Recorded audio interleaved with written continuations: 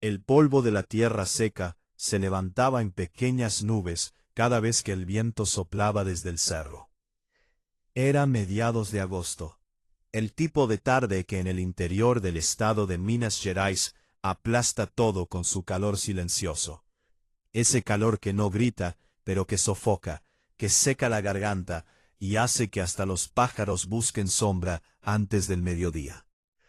La Facenda Santa Lucía llevaba más de 80 años en pie, con sus paredes de adobe pintadas de blanco amarillento por el tiempo, sus cercas de madera carcomida por la humedad de los inviernos y resquebrajada por los veranos, sus campos de pasto que en otro tiempo fueron verdes y generosos, y que ahora mostraban manchas de tierra pelada como cicatrices antiguas. Era una propiedad que había conocido tiempos mejores, y que ahora sobrevivía con la terquedad silenciosa de las cosas que no saben rendirse. Fue allí, en ese lugar donde el tiempo parecía haberse detenido en algún punto entre la abundancia y el olvido, donde todo comenzó. No con un grito, no con una señal del cielo, no con nada que pudiera anticiparse. Comenzó con un sonido pequeño, casi imperceptible, que emergía desde detrás del galpón viejo, donde se guardaban los aperos de labranza, oxidados, y los costales vacíos que nadie había tirado, porque en el campo no se tira nada que pueda servir algún día. Era un quejido, débil, intermitente, el tipo de sonido que hace algo vivo cuando ya no le queda energía para hacer más que eso, cuando el dolor es tan grande que el cuerpo apenas puede anunciarlo. Nadie lo había escuchado hasta ese momento. O quizás sí lo habían escuchado y habían decidido, en ese cálculo silencioso que los seres humanos hacemos todo el tiempo, que no valía la pena investigar, que era probablemente algún animal del monte, que el calor hacía cosas raras con los sonidos, que había demasiado trabajo por hacer como para distraerse con quejidos que venían de quién sabe dónde. Pero algo en ese sonido atravesó el aire caliente de la tarde y llegó hasta los oídos de Yurema. Yurema Nacimiento tenía 52 años, aunque quien la veía por primera vez podía pensar que tenía más o podía pensar que tenía menos, dependiendo del momento en que la encontrara. Cuando estaba en reposo, sentada en el banquito de madera, frente a la pequeña casa donde vivía desde hacía 12 años, en el extremo sur de la facenda, parecía una mujer que había cargado el mundo durante décadas, y que lo había depositado en algún lugar sin que nadie se diera cuenta. Pero cuando se movía, cuando caminaba con ese paso suyo, que no era rápido, pero que tampoco perdía tiempo, cuando sus ojos oscuros se fijaban en algo con esa atención que ella tenía para las cosas pequeñas, entonces parecía otra persona. Alguien que todavía tenía mucho por hacer. Yurema era la trabajadora más antigua de la Facenda Santa Lucía. Había llegado cuando don Armindo Carvalho todavía vivía, cuando la propiedad todavía producía leche, y los corrales todavía estaban llenos. Había visto morir a don Armindo. Había visto a la viuda, doña Conceizán, ir apagándose despacio durante 3 años, hasta que también se fue.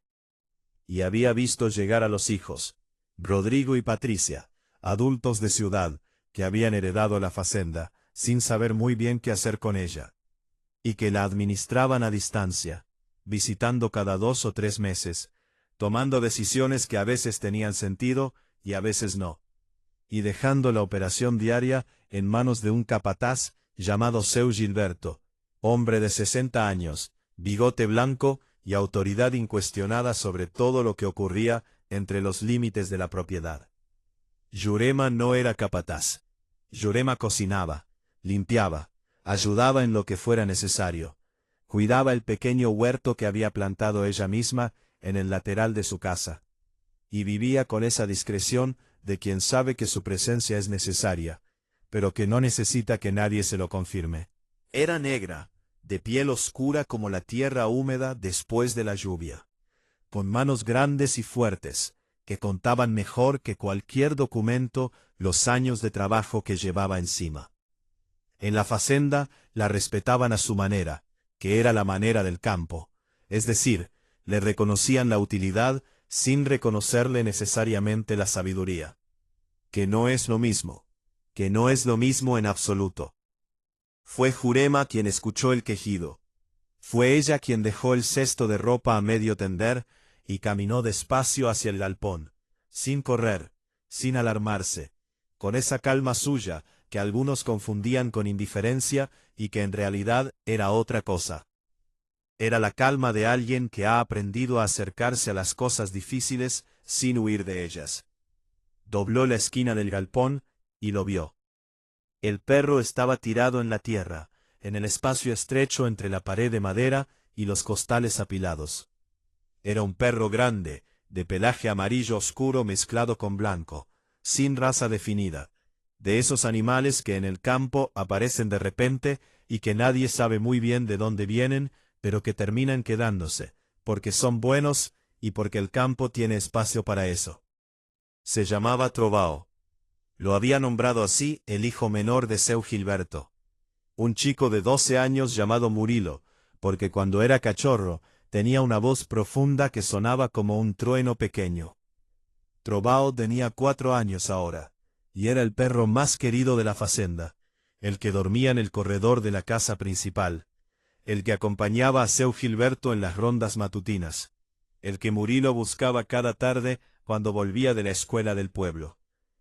Trovao estaba tirado de lado, los ojos entreabiertos, la respiración entrecortada y rápida, como si cada vez que el pecho subía le costara un esfuerzo enorme. Tenía espuma en los bordes del hocico, blanca y densa. El vientre, Jurema lo notó de inmediato, estaba hinchado de una manera que no era normal, que no correspondía a ninguna hinchazón que ella hubiera visto antes. No era la barriga de un perro que había comido demasiado. Era otra cosa. Era algo que venía de adentro, algo que presionaba desde dentro hacia afuera, algo que estaba creciendo o acumulándose en un lugar donde no debía estar. Jurema se arrodilló en la tierra sin importarle el vestido. Puso la mano abierta sobre el costado del animal, con una delicadeza que contrastaba con el tamaño de sus manos. Sintió el calor excesivo de la piel, la tensión de los músculos abdominales contraídos, el corazón latiendo con una frecuencia que no era normal. Y sintió algo más, algo que no podría haber explicado con palabras en ese momento, pero que sus manos reconocieron antes de que su mente encontrara el nombre para ello. Sintió que ese perro estaba usando sus últimas reservas, que estaba en el borde, que si alguien no hacía algo pronto, no habría nada que hacer después. Se levantó y fue a buscar a Seu Gilberto. Lo encontró en el corral del fondo, revisando una cerca que se había caído durante la noche. Seu Gilberto escuchó lo que Jurema le dijo con la expresión de quien escucha, pero ya está pensando en la respuesta antes de que el otro termine de hablar. Asintió, tiró los alicates al suelo y fue con ella hasta el galpón. Se arrodilló junto a Trovao, le levantó el labio para ver las encías, le tocó el vientre, le llamó por el nombre 2 veces. El perro movió la cola una vez, apenas, y eso fue todo. Seu Gilberto se incorporó con el gesto de un hombre que acaba de recibir una noticia que ya esperaba. El veterinario del pueblo, dijo, era el doctor Evaristo, que atendía en una clínica pequeña a 22 kilómetros de la facenda. Habría que llamarlo. Habría que llevar al perro hasta allá o esperar que el doctor viniera, lo cual podía tardar horas dependiendo de cómo estuviera la agenda. Seu Gilberto sacó el teléfono, marcó el número, habló brevemente y cuando colgó, tenía en la cara la expresión de quien acaba de confirmar lo que ya sabía. El doctor Evaristo no podría venir hasta el día siguiente. Tenía una vaca pariendo en otra facenda, una emergencia propia que no podía dejar. Lo sentía mucho. Que mantuvieran al perro cómodo, que le dieran agua si podía beber, que esperaran. Jurema escuchó todo esto de pie, con los brazos cruzados sobre el pecho, mirando al perro. Que esperaran, repitió en silencio. Miró el vientre de Trovao, miró su respiración, calculó algo que nadie más estaba calculando en ese momento. Y supo, con esa certeza que no viene de los libros, sino de otro lugar, que Trovao no tenía hasta el día siguiente. Lo que vino después fue lo que nadie en la Facenda Santa Lucía olvidaría jamás. Pero todavía faltaban horas para eso. Y antes de que llegara ese momento, tendrían que pasar por todo lo demás.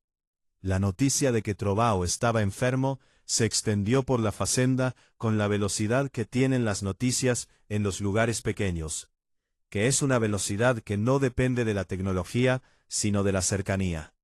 En menos de una hora ya lo sabían todos, los 3 peones que trabajaban en los campos, el joven Murilo que llegó corriendo desde la casa cuando su padre le contó, la señora Benedita que venía 2 veces por semana a ayudar con la lavandería, y los propios hijos de don Armindo, Rodrigo y Patricia, que casualmente estaban visitando la facenda ese fin de semana, y que recibieron la noticia mientras almorzaban en la galería de la casa principal. Rodrigo Carvalho tenía 45 años. Era ingeniero civil, vivía en Belo Horizonte, y tenía esa relación con la facenda que tienen muchos hijos de facendeiros de su generación. Es decir, una mezcla de afecto nostálgico y desconcierto práctico. Quería la propiedad porque era de la familia, porque allí había pasado los veranos de su infancia, porque representaba algo que no sabía muy bien cómo nombrar, pero que sentía cada vez que llegaba y olía el aire del campo. Pero no sabía manejarla, no entendía del todo su lógica, y se apoyaba en seu Gilberto para todo lo operativo con esa dependencia que genera algo parecido a la incomodidad cuando uno la reconoce en sí mismo. Rodrigo fue el primero en llegar al galpón, después de seu Gilberto y Jurema. Se arrodilló junto a Trovao, le acarició la cabeza, y se levantó con cara de preocupación genuina.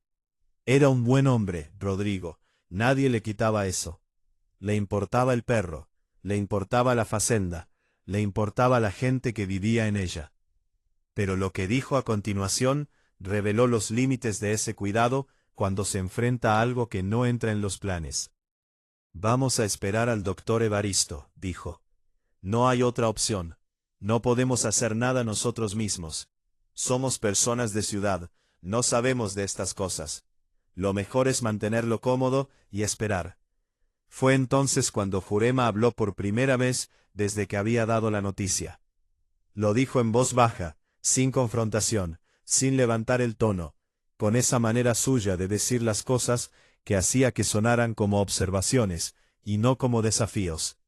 Dijo que el perro no iba a llegar a mañana, que lo que tenía en el vientre no podía esperar, que había que hacer algo ahora. Hubo un silencio. Rodrigo la miró. Seu Gilberto la miró. El joven Murilo, que estaba de pie junto a la puerta del galpón con los ojos enrojecidos y las manos apretadas contra los costados, también la miró. ¿Y qué propone usted, Jurema?, preguntó Rodrigo, con una cortesía que tenía en los bordes algo que no era exactamente cortesía. Jurema no respondió de inmediato. Siguió mirando al perro. Luego dijo que necesitaba algunas cosas, que iba a buscarlas, que iba a necesitar que la dejaran trabajar sin interrupciones. Rodrigo frunció el ceño. ¿Trabajar? ¿En qué sentido? ¿Qué iba a hacer ella? Jurema ya se estaba dando vuelta para ir a buscar lo que necesitaba. Lo que hay que hacer, dijo, sin mirarlo. Lo que el perro necesita que alguien haga. Rodrigo miró a seu Gilberto. Seu Gilberto encogió los hombros, con la expresión de quien no sabe qué decir, pero tampoco sabe cómo decir que no. Y Murilo, desde la puerta, dijo por favor, con una voz tan pequeña y tan llena de algo que no era solo miedo por el perro, sino miedo por todo lo que representa perder algo que uno quiere. Que nadie respondió. Nadie tuvo el valor de decirle que no. Jurema desapareció hacia su casa, y nadie supo exactamente qué iba a hacer. Eso fue lo que comenzó a generar en los presentes algo difícil de nombrar, pero imposible de ignorar. Una mezcla de curiosidad y desconfianza, de esperanza y escepticismo, de esa incomodidad específica que sentimos cuando alguien que consideramos menor que nosotros, en algún aspecto importante, parece saber algo que nosotros no sabemos, y no estamos seguros de si debemos permitirle actuar o si debemos proteger nuestra autoridad impidiendo que lo haga. Rodrigo se quedó parado junto al perro, mirándolo. Patricia, su hermana, llegó al galpón unos minutos después. Se enteró de la situación y dijo lo que dijo con esa franqueza directa que la caracterizaba. ¿Jurema? ¿La cocinera? ¿Y qué va a hacer la cocinera que no puede hacer el veterinario? Rodrigo no supo qué responder. Seu Gilberto tampoco. Murilo apretó más los puños contra sus costados y no dijo nada. Nadie lo sabía todavía, pero estaban a punto de descubrirlo. Jurema tardó 11 minutos en volver. Los que la vieron llegar dijeron después que lo que más les llamó la atención no fue lo que traía, sino cómo lo traía. No con prisa, no con la urgencia nerviosa de quien improvisa una solución desesperada, sino con esa calma suya, con ese paso medido, como si supiera exactamente a dónde iba y exactamente qué iba a encontrar cuando llegara. Traía una bolsa de tela, de las que usaba para el mercado, y de adentro sobresalían cosas que no todos pudieron identificar de inmediato. Había una sonda de goma fina, del tipo que se usa en algunas facendas para ciertos procedimientos con animales grandes. Había una jeringa sin aguja, de las grandes.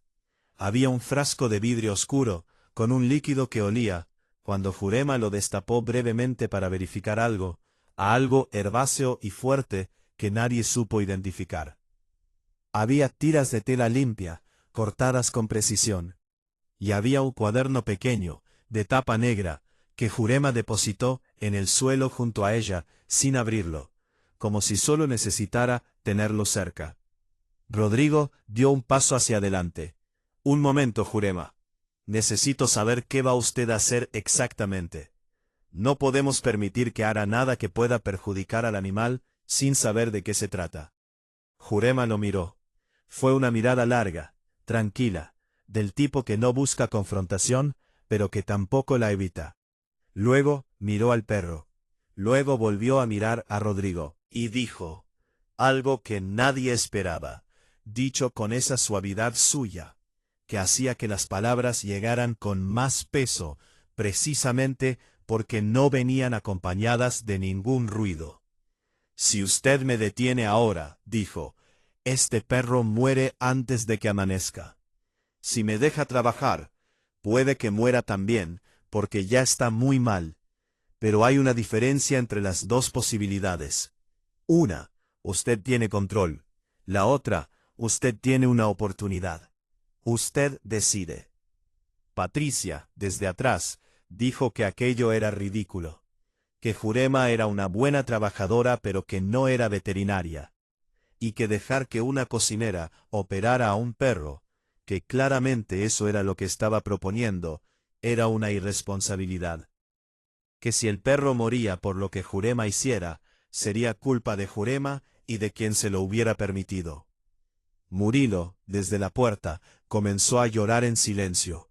No dramáticamente, no con sollozos, sino con esas lágrimas que caen solas cuando el cuerpo ya no puede contenerlas, y la persona todavía intenta no mostrarlas. Seu Gilberto lo vio, y miró a Rodrigo con una expresión que decía muchas cosas, sin decir ninguna. Rodrigo guardó silencio durante un momento que pareció más largo de lo que fue. Luego dio un paso atrás. Está bien, dijo, pero yo me quedo aquí, y si en algún momento veo que está lastimando al animal, lo detengo. Jurema ya no lo estaba mirando, ya estaba arrodillada junto a Trovao, con las manos sobre el vientre del perro, los ojos cerrados, haciendo algo que no era un procedimiento todavía, sino algo anterior al procedimiento, algo que tenía que ver con escuchar, con sentir, con leer en el cuerpo del animal lo que el animal no podía decir con palabras, y que sin embargo estaba diciendo con todo lo demás. Lo que nadie en ese galpón sabía todavía era quién era realmente Jurema Nacimiento. Y eso Precisamente eso era lo que iba a cambiar todo. El vientre de Trovao, bajo las manos de Jurema, contaba una historia que ella estaba aprendiendo a leer con los dedos. No era la primera vez que lo hacía. No era la primera vez que sus manos buscaban en el cuerpo de un animal enfermo la señal que los ojos no podían encontrar. Había aprendido a hacer eso mucho antes de llegar a la Fazenda Santa Lucía. En otro lugar, en otra vida, en otro tiempo de su historia, que nadie allí conocía, porque nadie allí se lo había preguntado nunca. Nadie pregunta, pensó Jurema, mientras sus dedos recorrían con precisión el flanco derecho del abdomen del perro. Las personas ven lo que esperan ver, y cuando ven a una mujer negra de cierta edad, trabajando en una fazenda del interior, lo que esperan ver es lo que les resulta cómodo esperar. Una trabajadora, una cocinera, alguien que sabe hacer las cosas de la casa, que conoce las plantas del huerto, que tiene esa sabiduría rústica y práctica de los pobres del campo. Y eso es todo. Eso es el límite de lo que imaginan. Nada más allá de eso. El límite de lo que imaginaban estaba a punto de romperse. Jurema encontró con los dedos lo que estaba buscando. Una tensión específica, una resistencia en el cuadrante superior derecho del abdomen, acompañada de una temperatura localmente más elevada que el resto. No era una infección generalizada, no era un tumor. Era algo más urgente, más concreto, algo que requería intervención inmediata, y que si no se atendía, produciría en pocas horas un tipo de fallo orgánico que no tendría retroceso. Ella lo sabía, y ahora su mente también tenía el nombre, aunque ese nombre iba a guardárselo por el momento, porque si lo decía en voz alta, la interrupción que seguiría sería demasiado larga, y el tiempo que le quedaba al perro era demasiado corto. Comenzó a trabajar. Lo hizo con una eficiencia que los presentes observaban en silencio, sin entender completamente lo que veían, pero incapaces de apartar la vista. Sus movimientos no eran los de alguien que improvisa. Tenían la economía de quien ha hecho algo muchas veces, de quien sabe exactamente qué viene después de qué, de quien no necesita pensar en el proceso, porque el proceso ya está en las manos. Preparó la sonda con una delicadeza sorprendente. Administró una pequeña cantidad del líquido del frasco oscuro en un punto específico del flanco del animal, con la jeringa sin aguja, por una vía que los presentes no entendieron, pero que Trovao recibió sin resistencia, como si el cuerpo del perro reconociera algo en ese líquido, alguna señal química que le decía que podía confiar.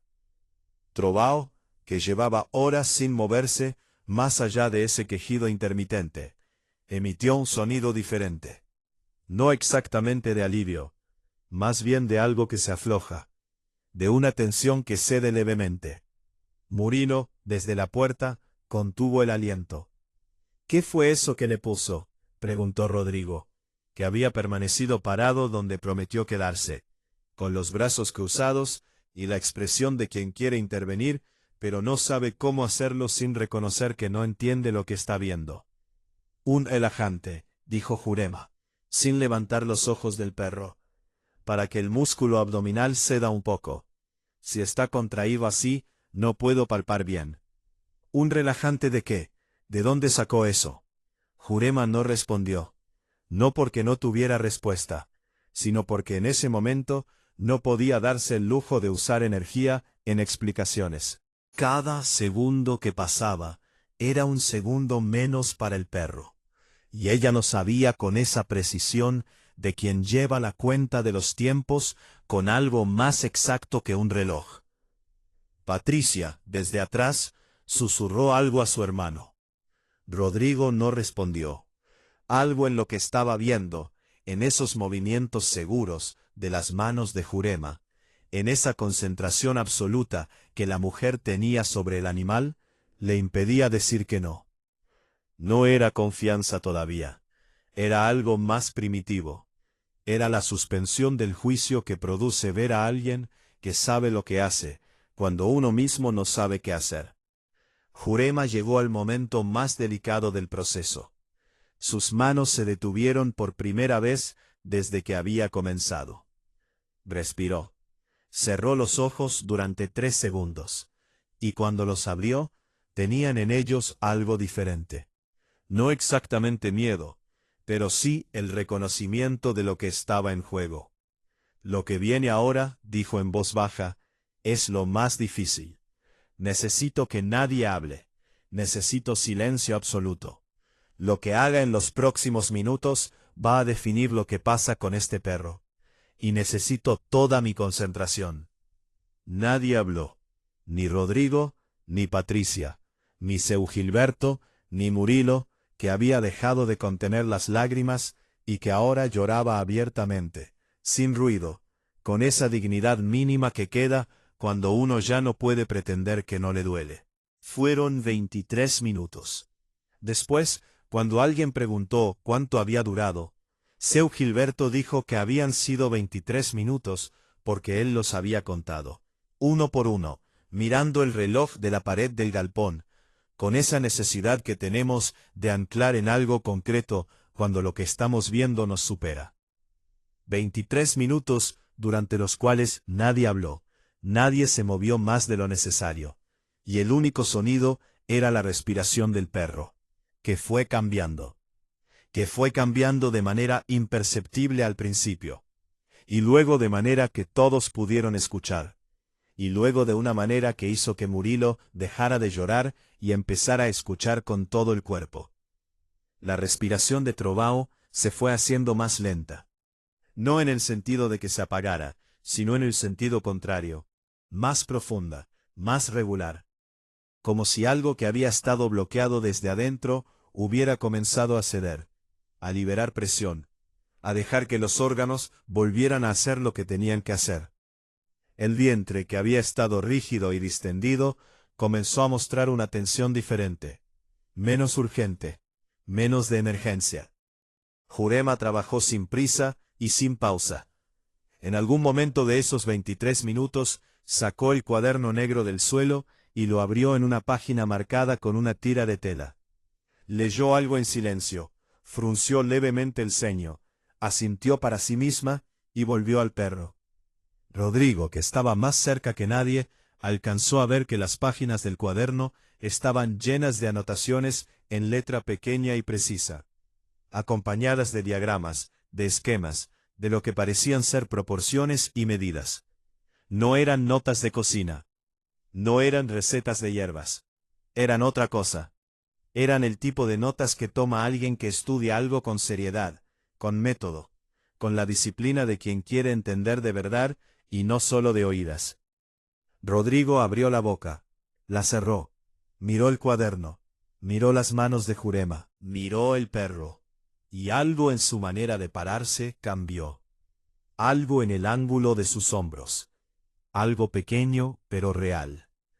Cuando Jurema hizo el último movimiento, el que cerró el proceso, el que fue un gesto preciso y definitivo que nadie en el galpón pudo describir con exactitud después, porque ninguno de ellos tenía el vocabulario técnico para hacerlo. Trovao emitió un sonido largo, profundo, que comenzó en el pecho y terminó en un suspiro que se derramó por el suelo del galpón como agua. Y luego el perro, lentamente, con la lentitud de algo que regresa de muy lejos, movió la cola. No una vez, 3 veces. Murilo hizo un sonido que no era un llanto, pero tampoco era otra cosa. Seu Gilberto soltó el aire que había estado conteniendo sin saber que lo contenía. Rodrigo no dijo nada. Patricia, desde atrás, llevó una mano a la boca y no la quitó de allí por un momento largo. Jurema se incorporó. Tenía tierra en las rodillas del vestido y sangre animal en las manos. Pequeñas manchas que ella miró brevemente antes de limpiarlas con una de las tiras de tela. Estaba físicamente exactamente igual que siempre. la misma mujer, el mismo vestido azul desteñido, el mismo pañuelo en la cabeza que usaba para trabajar.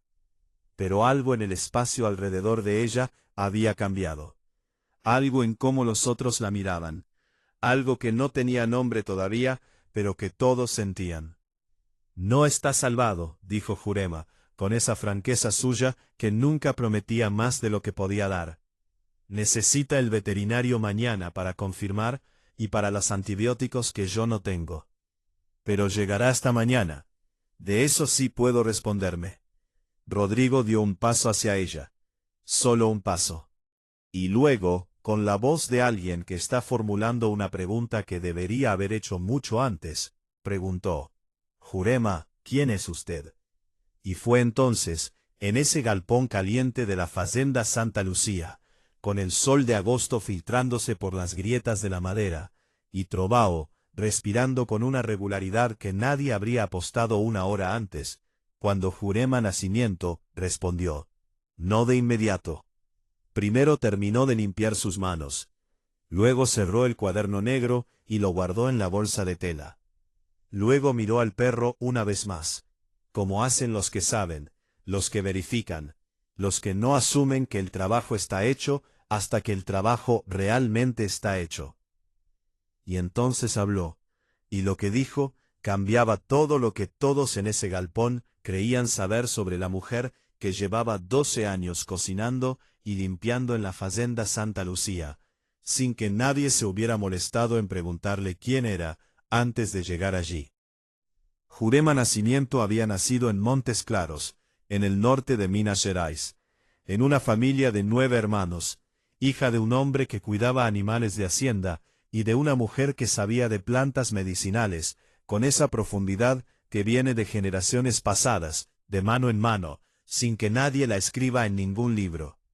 Desde pequeña había acompañado a su padre en el trabajo con los animales, y lo que había visto en esos años, lo que había aprendido sin que nadie se lo enseñara formalmente, sino simplemente viviendo cerca de ello, había dejado en ella una marca que no se borra.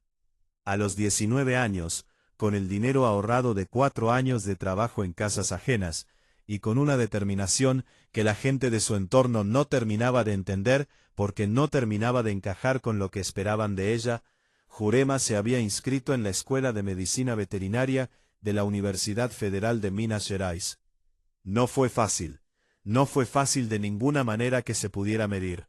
No fue fácil económicamente, porque el dinero que había ahorrado no alcanzaba, y tuvo que trabajar durante toda la carrera en 2 empleos simultáneos para costearla. No fue fácil socialmente, porque era la única mujer negra de su año, en una época en que eso no era una estadística, sino una experiencia cotidiana de exclusión sutil y no tan sutil. Y no fue fácil académicamente, no porque no tuviera la capacidad, sino porque cuando no tienes a nadie que haya recorrido ese camino antes que tú, cada obstáculo parece más grande de lo que es, porque no tienes forma de saber que otros lo han superado. Pero lo había terminado. Había obtenido su título de médica veterinaria en 1995, con una tesis sobre enfermedades gastrointestinales en caninos de trabajo que su director había calificado como una de las más sólidas de esa generación. Había trabajado durante 8 años en una clínica veterinaria en Belo Horizonte, especializándose en animales de compañía y de campo, desarrollando una reputación entre los colegas que empezaba a construirse en silencio, como se construyen las reputaciones reales, que es sin ruido y con resultados. Y entonces había ocurrido algo que Jurema no contaba porque la gente no preguntaba, y que había cambiado el curso de su vida de una manera que ella todavía procesaba. 12 años después, en esas noches largas y quietas de la fazenda, cuando el campo se quedaba en silencio, y ella abría el cuaderno negro y escribía o leía, o simplemente lo tenía en las manos como se tiene algo que importa. Lo que había ocurrido era que había perdido la clínica, no por incompetencia, no por error profesional. La había perdido por una serie de circunstancias que tenían que ver con un socio que no era lo que decía ser, con deudas que no eran suyas pero que quedaron a su nombre, con un sistema legal que tarda, y que en ese tiempo tardío deja que las cosas se pierdan antes de que alguien llegue a salvarlas. Había perdido la clínica, había perdido el consultorio, había perdido el apartamento que pagaba con el trabajo de la clínica. Y se había encontrado a los 40 años con un título universitario, un cuaderno de notas lleno de años de estudio y práctica, y la necesidad urgente de reconstruir desde el principio. Había llegado a la Fazenda Santa Lucía por un conocido de un conocido que sabía de un trabajo disponible, y había aceptado ese trabajo no porque hubiera olvidado quién era, sino porque necesitaba tiempo. Tiempo para recuperarse, tiempo para reunir recursos, tiempo para pensar en qué sería el siguiente paso.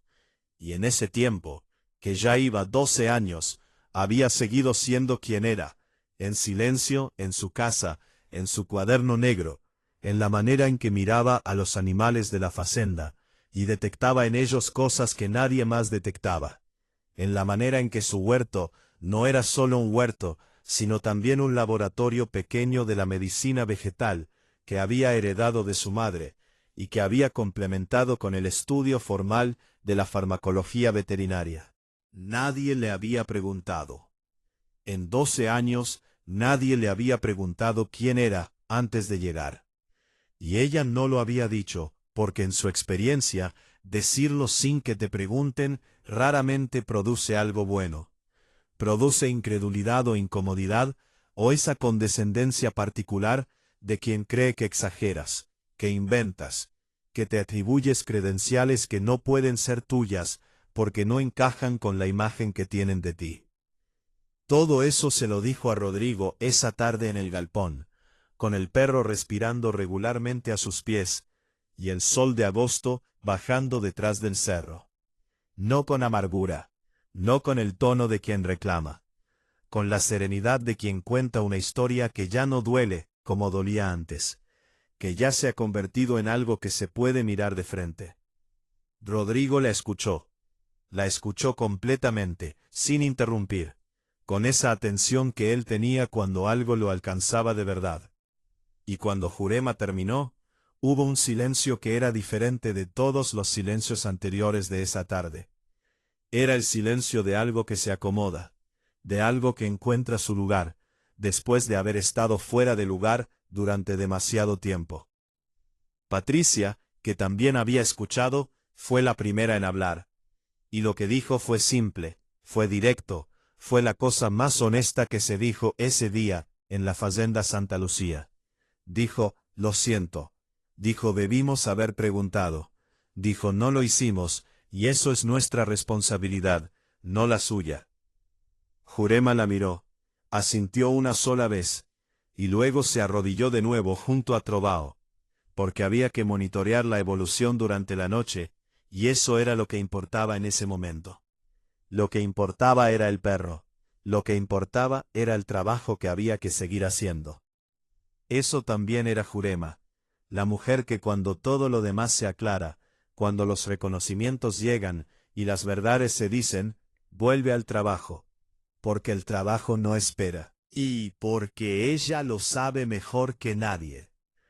El doctor Evaristo llegó a las 9 de la mañana del día siguiente en su camioneta blanca con el logotipo desteñido de la clínica veterinaria. Era un hombre pequeño, de lentes redondos y manos precisas, que había estudiado en Porto Alegre y que llevaba 20 años atendiendo animales en esa región del interior. Había atendido a Trovao en otras oportunidades menores. Una infección en la pata, una reacción alérgica, cosas manejables.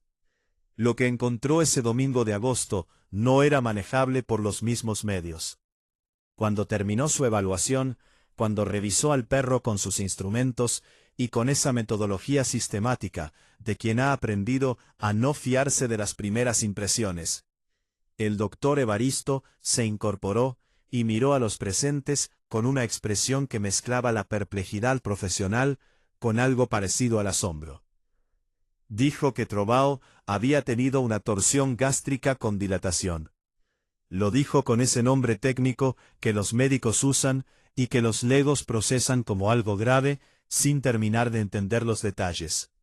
La torsión gástrica con dilatación, explicó brevemente, es una de las emergencias más letales en perros de tamaño mediano y grande. El estómago se tuerce sobre sí mismo, acumulando gas y fluidos, cortando el flujo sanguíneo a los órganos circundantes. Sin intervención en el plazo correcto, el shock y el fallo orgánico son inevitables.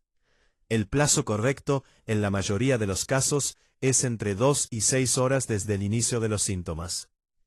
Trovao llevaba más de 8 horas con el cuadro cuando Jurema había intervenido. El doctor Evaristo miró a Seu Gilberto, miró a Rodrigo, miró a Patricia. Y luego preguntó, con la seriedad genuina de quien quiere entender algo que no entiende: ¿quién hizo esto? ¿Quién intervino anoche?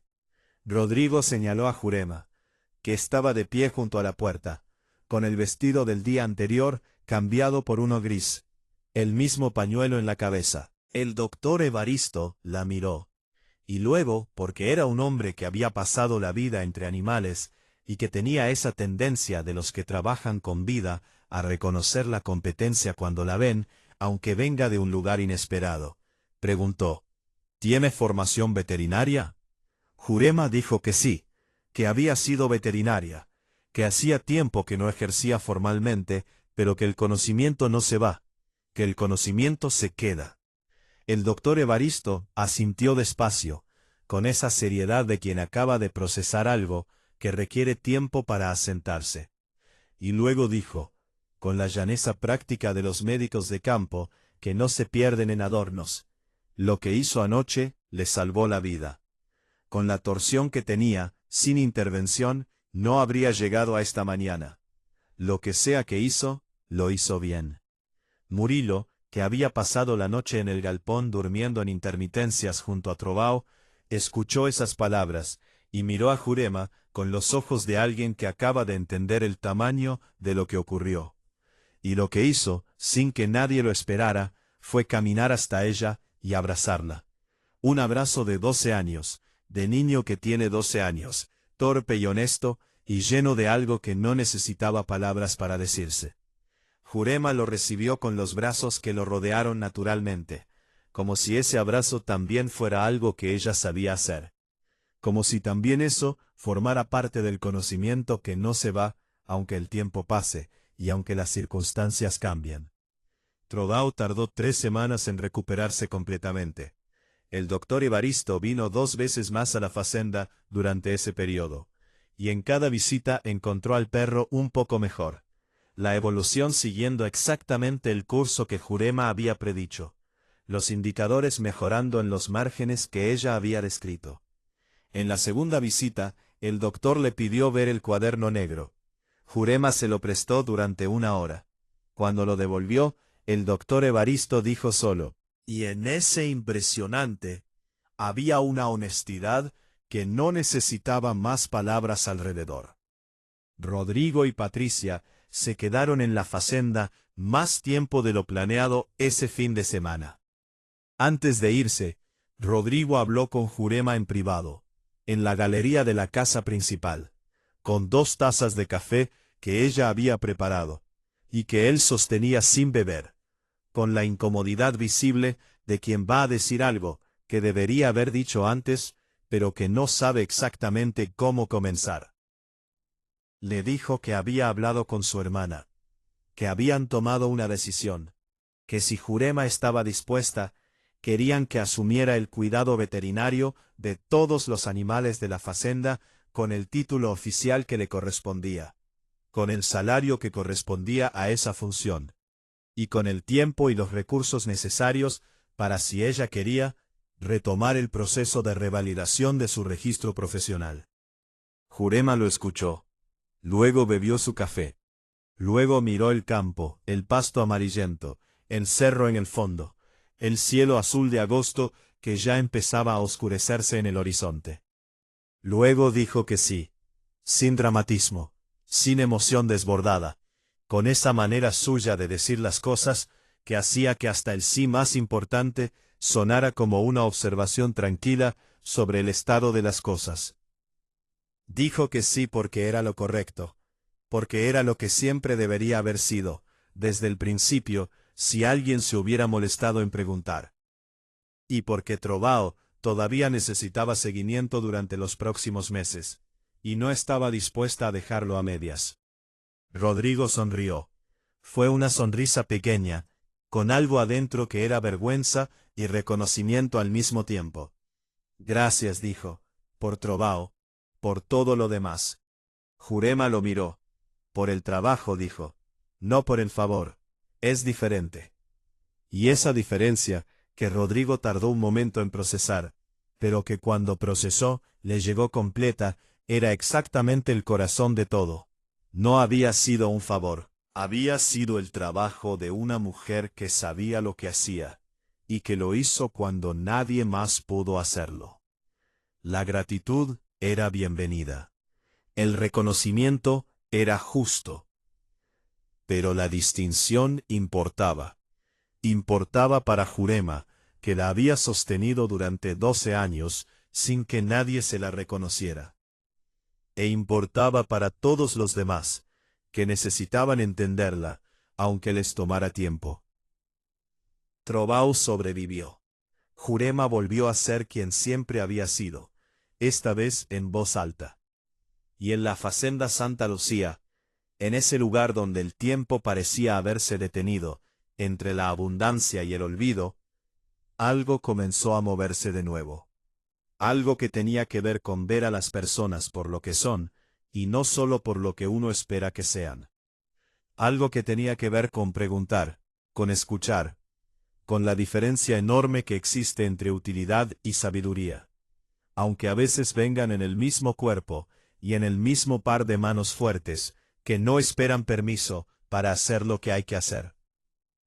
Algunos dicen que el campo enseña eso mejor que ningún otro lugar, que cuando la vida de algo depende de lo que alguien sabe, no queda espacio para el prejuicio, que la verdad se impone, que lo que una persona vale termina siempre por verse, de una manera o de otra, aunque tarde 12 años, y aunque haga falta un perro a punto de morir, para que finalmente alguien pregunte.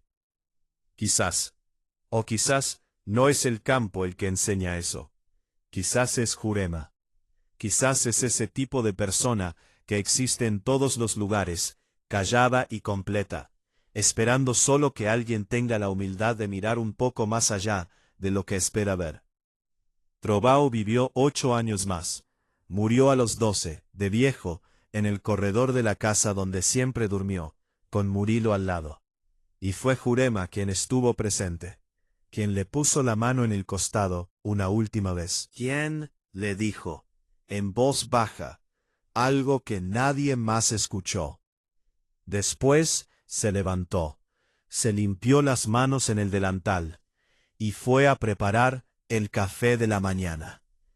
Porque el trabajo no espera, porque así era ella, porque eso, entre todas las cosas, era lo que nadie que la conoció olvidó jamás.